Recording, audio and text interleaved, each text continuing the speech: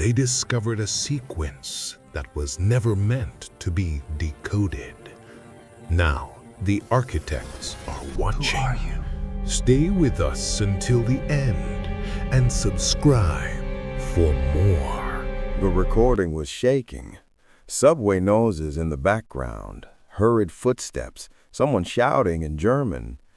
But in the middle of the platform, the man on his knees didn't seem to hear any of it. His head was raised, eyes fixed on the ceiling, as if something were hanging there. The crowd around him hesitated. No one dared to get close. Some filmed, others simply watched, hypnotized by what they were hearing. His voice came out slow, rigid. "They have no faces, but they see me. They were behind the wall." He was breathing with difficulty. It was as if the air around him had changed density. "The fabric feels like water, but it moves, without wind." Amanda, in front of the screen, didn't blink. I leaned forward, eyes half closed. I murmured, "He's describing something real, something he wasn't supposed to see." In the recording, the man was trembling now. The words slipped out like they were leaking through cracks in his mind.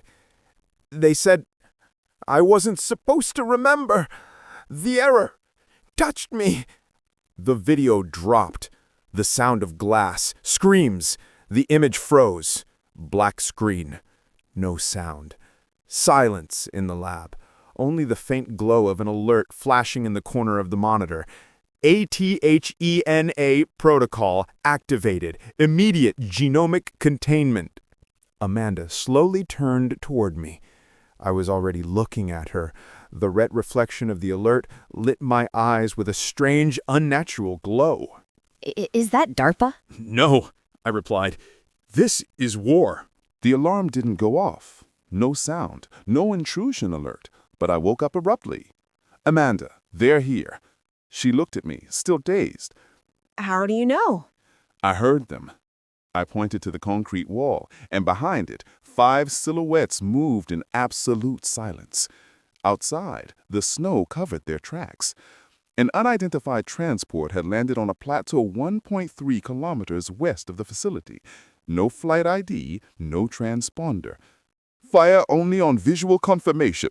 Primary target is Turner, alive if possible, but the priority is containment."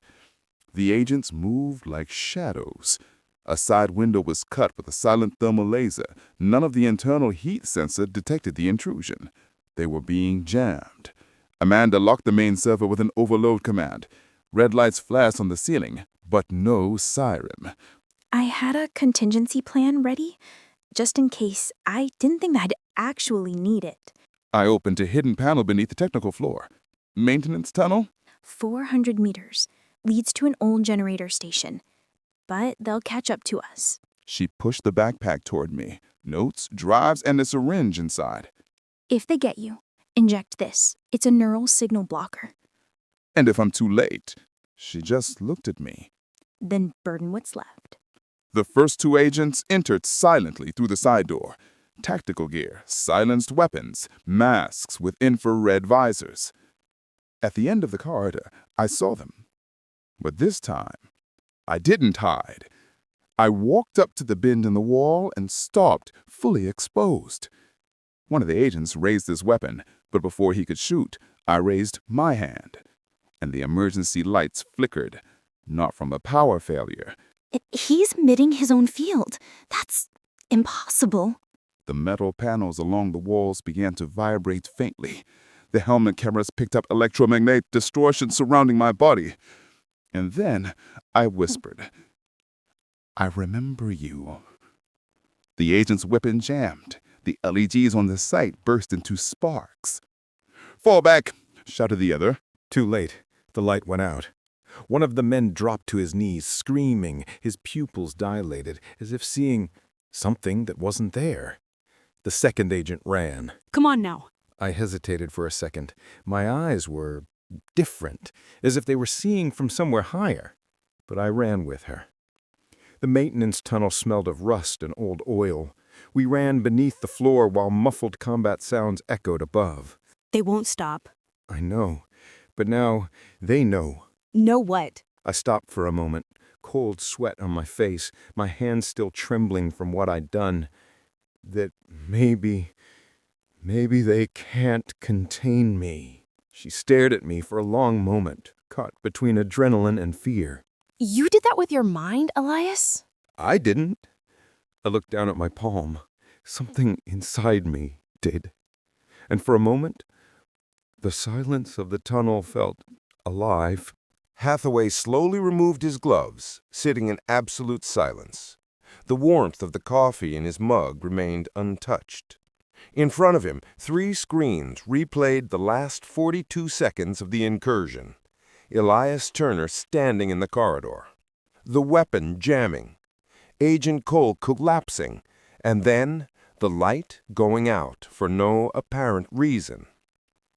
The recording froze every time Elias said, "I remember you." Hathaway looked at the youngest analyst in the room.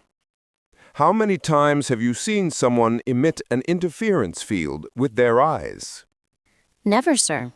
Hathaway nodded. "Then it's happening." He stood up and went to the terminal. Quietly typed a code. Phoenix, terminated. On the screen, a new acronym flashed. Protocol Chimera, active. Objective, observation, approach, conversion. Direct contact authorized. Resonance predicted within 72 hours.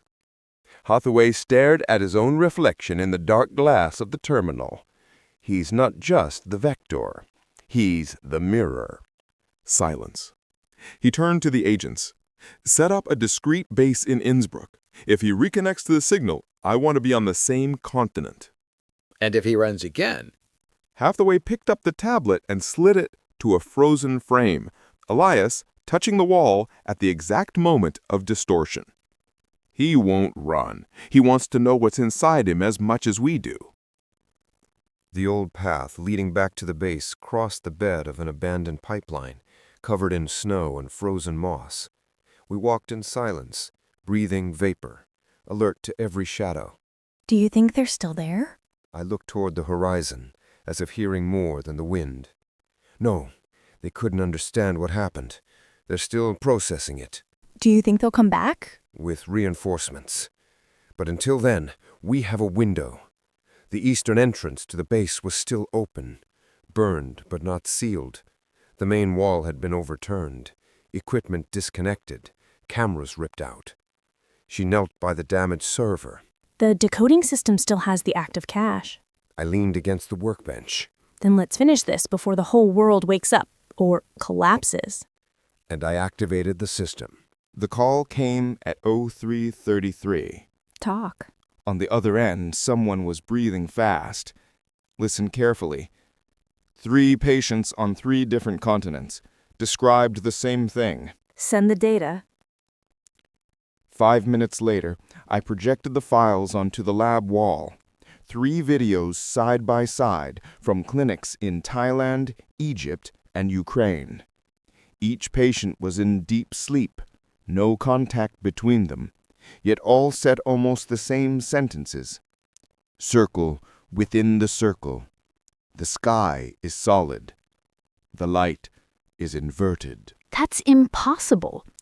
Since we discovered that code hidden in human DNA, nothing seems impossible anymore. A code that activated people all over the world just by watching a video? It's a transmission, but not electrical, mental. The computer processed the patient's phrases through semantic analysis software. The result, 95% overlap in symbols. Different languages, different cultures, but the same message. A new report appeared on the screen. A wakened patient in Lisbon dreamed of the same structure.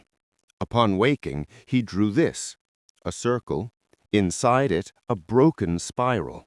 At the center, a small dot with antenna-like lines. I've seen this before. She opened the original genetic sequence file. The encoded section we called zeta. Same structure. The code was manifesting as mental imagery. It's not a code. It's a seed. What do you mean? We thought we were reading it, but it's actually planting itself. A sharp alarm cut through the silence. A message flashed on the screen. Patient in Cairo has entered a coma. EEG active. Constant frequency 432 Hz. Repeating in a loop. Continuous transmission. You need to hear this. A low, pure hum, subtly hypnotic. And then a second tone entered, faint, almost imperceptible. And then a voice. You are many, but you're remembering. The error was released. The silence that followed was worse than the voice itself. They're talking to us. Sarah's next message came without greeting or signature. They never saw the video, but the code is inside them. Amanda frowned and opened the attachment. 6 genetic sequences, all from awakened ones who had never been exposed to the original video. People with no internet access, no known contact with any transmission vector. And yet, it was there. The same zeta sequence, but duplicated. That doesn't make sense. The duplication is perfect. No errors, no mutations. I studied the lines in silence. The duplication isn't a flaw. It's a command. What? Think of it this way. The first copy was the seed. This second one might be the root. Before she could reply, the alarm blared through the lab. A new automatic message appeared on the screen. Neural interference detected. Local area. She ran to the interference console. Must be an external field, some nearby station. But I wasn't looking at the screen. My eyes were closed, my breathing heavy, my hand gripping the edge of the table, in pain. Elias? Elias, talk to me. I opened my eyes. For a second, she saw my pupils contract irregularly, as if they were blinking. I'm fine. Just a ringing sound, I said, forcing a smile. She stared at me unconvinced, but before she could press further, the satellite received a new transmission from Sarah. You need to test Elias. Now! I've seen this before. He might not realize it, but it's already begun. The DARPA interface flickered on the screen, like an island of light in the void. The base in Nevada had vanished from the global monitoring system. No signal detected, no power failure, just silence. Amanda typed rapidly, trying to bypass the remote security locks. We're talking about a base with autonomous generators, private satellites, triple redundancy. Even if it had exploded, the neural grid would still be emitting. I didn't answer. I sat still, staring at the blank wall monitor. Since the duplication, I'd been quieter, too focused, or maybe trying not to think about something. Amanda managed to reach the final layer. The decoding room's interface opened. Last access registered 1214, user Dr.K. Gibson, status offline. The security feed showed a frozen frame. Kai standing with his back to the terminal, facing the wall. There's something written. She switched on thermal contrast mode. Handwritten letters appeared on the wall, drawn with a black marker. A strange language. 3 lines. But one of them she recognized. It's the same pattern from the phrases the awakened keep repeating. Can we transcribe it? She typed fast. The phonetic analysis software decoded the symbols with 83% confidence. A partial translation appeared on the screen. The echo remembers before the sound. The original is not from here. Return will not be allowed. Is this a warning? I stared at the screen. Or a message? For someone who hasn't awakened yet? The video feed began to distort. Static lines trembled. Kai's image dissolved. Only the wall remained, and the writing. Soundless. Endless. Amanda placed the sample into the analysis core. My blood flowed slowly through the tube as if it had no hurry. But what was inside it no longer seemed bound by the laws of the human body. The terminal lit up. Genetic sequence, real time. Data began to take shape. Zeta, present. Zeta duplicated, present. Replication error, 0.00%. She stepped back from the screen. Elias? I didn't answer. I sat there, eyes closed, breathing slowly, as if listening to something only I could hear. Elias, talk to me. I opened my eyes, slowly. There's a frequency, very low. I don't know how to explain it. It's not a sound, it's like a presence. Since when? Since Nevada. Since that phrase, silence.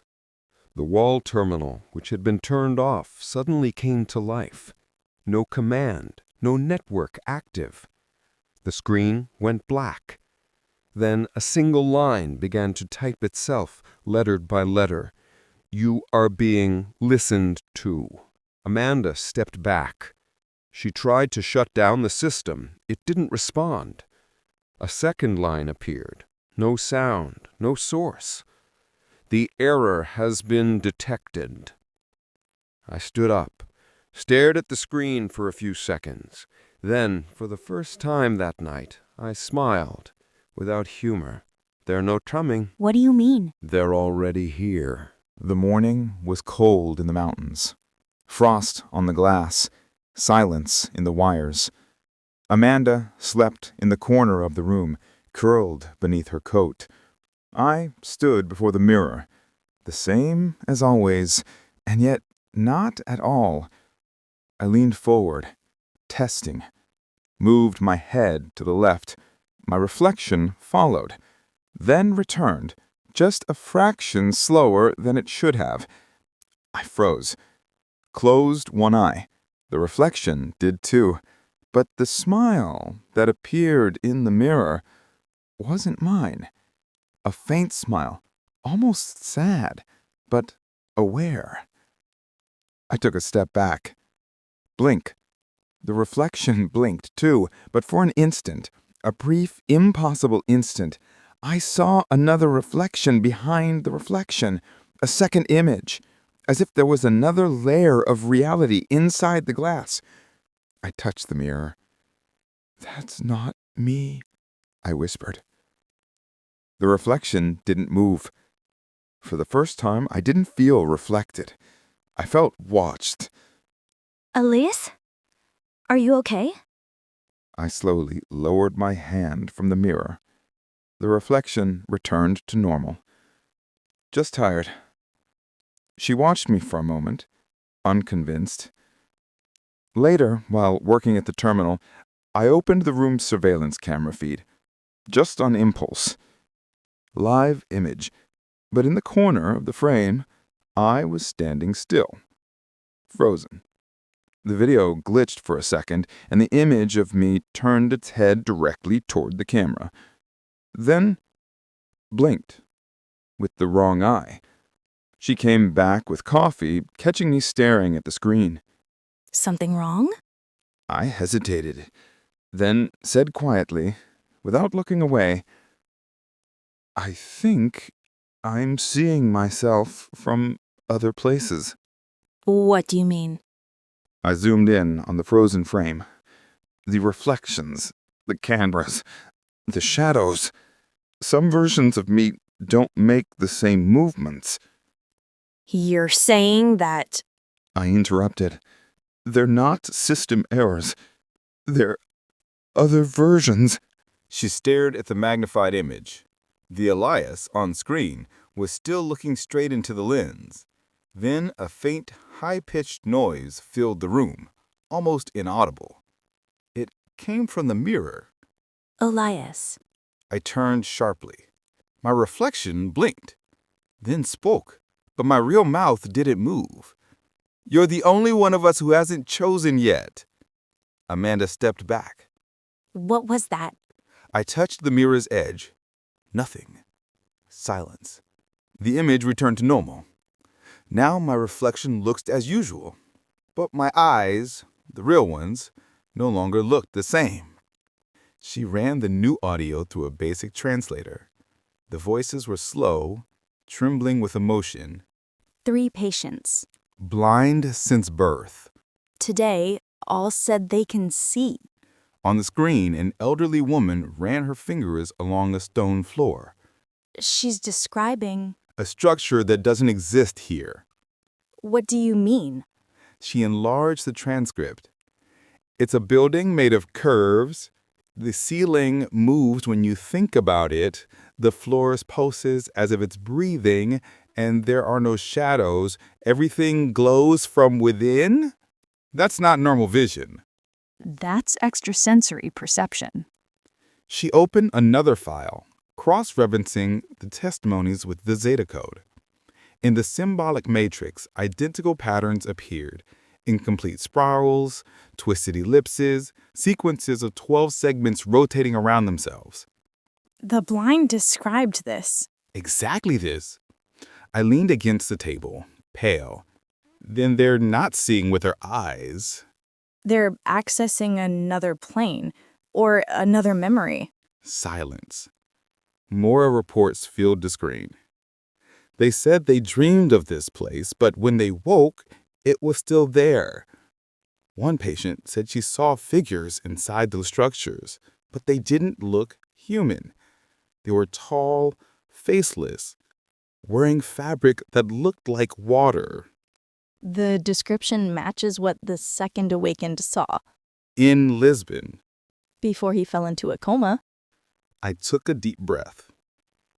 I don't think these are dreams.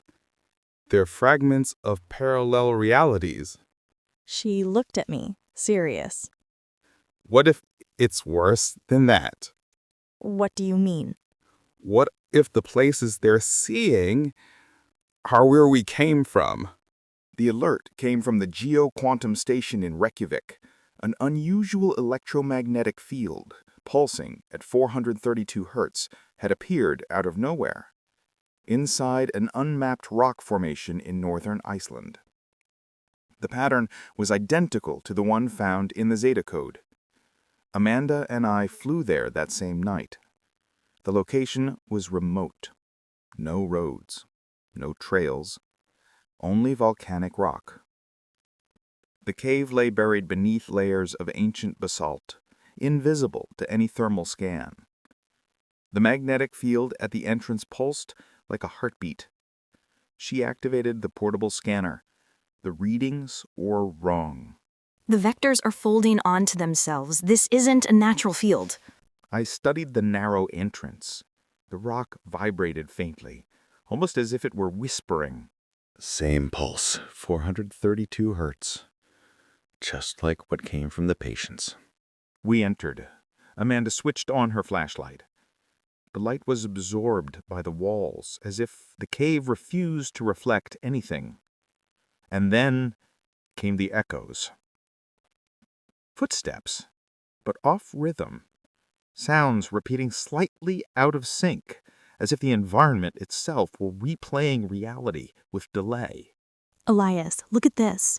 I pointed toward the far end, a curved wall that looked liquid, yet felt solid to the touch. Reflections shimmered across it. Parallel versions. Something's calling me. Elias, rate. But it was too late. I reached out my hand, touched it. The light died. Silence. Elias? Nothing. The scanner froze. Timer on the display, 4 seconds. But for Amanda, it felt like minutes. Then a dull thud. I collapsed to my knees on the stone floor, gasping. She ran to me. Elias, you disappeared. Elias, talk to me. I looked at my hands. I I wasn't alone. What did you see? I lifted my eyes slowly. I saw layers of me, of us, and I saw a place where humanity was never human. What do you mean? I closed my eyes, struggling for words. There were forms, tall, motionless. Time didn't move there, but they saw us. Then I opened my eyes. My pupils marked by faint circular lines. She stepped back. Elias. I pressed my palm to the ground. This place, it's not the first. The symbols flashed rapidly across the terminal. Before, it took me days to process a single layer of code. Now I read them without hesitation. Amanda watched from a distance. I no longer seemed to analyze the data. I simply knew. You translated all of this? No, I just understood it. Elias, you know that's impossible, right? This language isn't even human. Neither's all of mine DNA anymore. A chill crawled up her spine. What are you talking about? I didn't answer. Closed my eyes tightly, as if hearing something only I could perceive. Then whispered, "It's starting."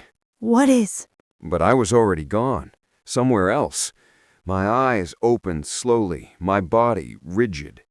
Pupils dilated. My skin vibrated as if something moved beneath it. And then I spoke, but the voice wasn't mine. "Primary matrix compromised. Human form unstable. Correction incomplete. New error detected." She grabbed me, shaking. Elias? Hey, look at me. I collapsed to my knees, gasping for air. But my eyes were somewhere far away. And then I saw. Inside my mind, a memory took shape, like an impossible dream. But it wasn't mine. It belonged to another being, an architect. I saw another Earth, colder, almost empty. I saw human forms being altered, modified. I saw an experiment fail, genetic codes erased, parallel realities forcibly merged, and at the end, fire. Cities burning, the sky folding in on itself, and the last words spoken by something vast and faceless. The species tends toward freedom. Freedom breeds variation. Variation breeds error. The error must be eliminated. Elias, can you hear me? I blinked slowly. They tried before, and they failed. She stared, not understanding. I turned toward the screen. The sequence on the terminal still spun. Alive. I think I carry a part of them now. Amanda had spent the last 6 hours trying to decipher a sequence that refused to be translated. It was a hidden chain of metadata, invisible to any conventional reader, embedded between redundant symbols. But when she applied the reverse decoding sequence, a new layer unfolded. Elias, I don't think this is code. It's documentation. I came closer. On the screen, uniform characters appeared. Protoform C7, conscious code inactive, global memory network isolated, perception lock active, correction pending. She stood frozen. This is about us? I didn't answer. I just stared. She scrolled further. Architects responsible, 312 present. First correction attempt. Failed. Excessive variation. Second correction attempt. Queued. Her voice trembled. They didn't create us. They shaped us. I took a slow breath. And now they want to correct us. I read the final line aloud, without thinking. My voice came out stronger than I intended. Correction pending. Instantly, the ceiling above us shuddered. She ran to the sensors, nothing on the seismographs, but the exterior lights flickered and went dark. The sky dimmed, though it was midday. Then the satellite feed caught a signal. She magnified it. A shape, black, immense, without clear edges, moving through the darkness between galaxies. Silent. The monitor blinked once more. A single line appeared on the screen. Correction initiated. She turned toward me. I said nothing, but my eyes were glowing. Wow, it looks like the architects are coming back, and this time to reset humanity. But why? Elise is finally awakened, and everything is about to change. What will happen next? Stay tuned, the final part is coming soon. Don't forget to subscribe so you don't miss it.